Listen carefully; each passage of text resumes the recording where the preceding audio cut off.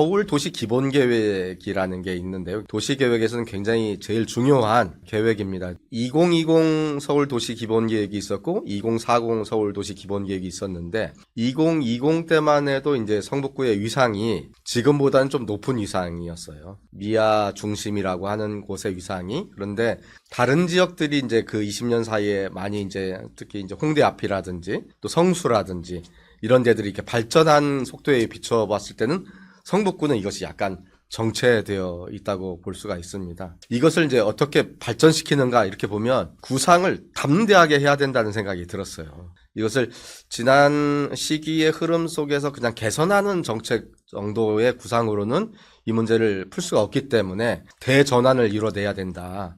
이렇게 생각이 들었는데 그런 부분에서도 지난번 오세훈 시장이 발표했지만 실제로는 내부순환도로의 지하 문제는 굉장히 관건적인 문제라고 생각하고 있습니다. 북부간선도로와 이 두 개를 실은 이게 2024년 8월쯤에 이제 서울연구원에서 발표가 되었었어요. 근데 저는 이제 그 전부터 굉장히 이 구상을 주목해 왔는데 이제 그 당시 6조가 넘는 돈 정도로 해서 그 구상안이 처음 발표됐는데 성북구는 예를 들자면 현재 내부순환도로와 북부간선도로가 있는 성북구와 없는 성북구를 딱 구분해 보면 엄청난 차이를 느낄 수가 있습니다. 그러한 공간의 대전환을 기반으로 해서 실은 아까 이제 말씀드린 일자리 문제와 같은 경우도 굉장히 적극적이고 담대한 정책을 펼쳐야 된다고 그렇게 생각하고 있습니다. 세계의 대전환은 첫째 공간을 어쨌든 바꿔야 되는 것 같다.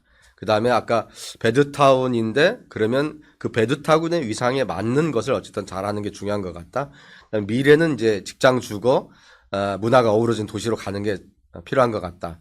그래서 이제 두 번째 과제에 대한 거가 되는 것 같습니다. 기름 뉴타운과 장이 뉴타운이 들어오면서 실은 교육에 대한 수요가 그전보다 훨씬 더 높아지고 있습니다. 그래서 이제 원래 2010년에도 키움센터의 원형과 같은 것을 시도를 좀 해서 방과 후 아이들을 좀 키우는 좋은 공간들, 이제 그것을 학교랑 협의해가지고 만들어내는 그런 프로그램들을 시도를 했었거든요. 근데 이런 시도를 좀 전면화할 필요가 있는 것 같다 이렇게 생각을 하고 있습니다. 지금 이제 이재명 정부의 공약에도 있거든요. 방과 후 돌봄 체계를 어떻게 할 건가. 그렇게 했을 때 8시까지 아이들을 학교 또는 학교 밖의 거점에서 돌볼 수 있는 체계를 통합적으로 좀 구축을 해야 되겠다. 이렇게 생각을 하고 있습니다. 거기에서 또 두 번째 중요한 문제가 제가 볼 때는 교육의 퀄리티가 중요한 문제가 된다고 생각합니다. 학부모 입장에서 학원을 보낼 것인가, 이렇게 공공 통합 돌봄 체계에 보낼 것인가 이렇게 할 때